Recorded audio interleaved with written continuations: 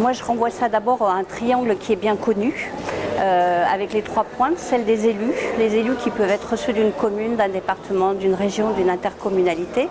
L'autre pointe, c'est celle des professionnels et techniciens. Là, on va avoir le travail social, les intervenants sociaux et pas que, surtout pas que, parce que le développement social intéresse la culture, le sport, les transports, la mobilité, etc. À l'autre pointe, on va retrouver les habitants, toute la population. Alors, on peut trouver des terminologies différentes, citoyens, administrés, usagers. Et on entend qu'il ne faut plus dire les usagers parce que c'est connoté négativement. Enfin, les intéressés en fait, les personnes concernées. Le but, c'est de pouvoir produire ensemble de l'action publique ou de la politique publique.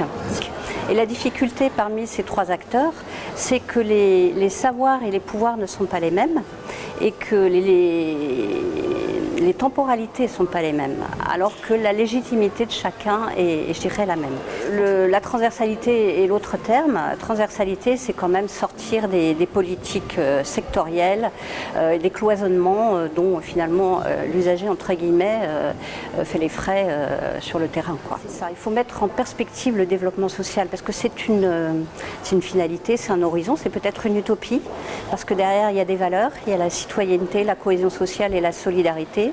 C'est difficile et ambitieux, c'est exigeant, il faut de la méthode, du temps, des convictions.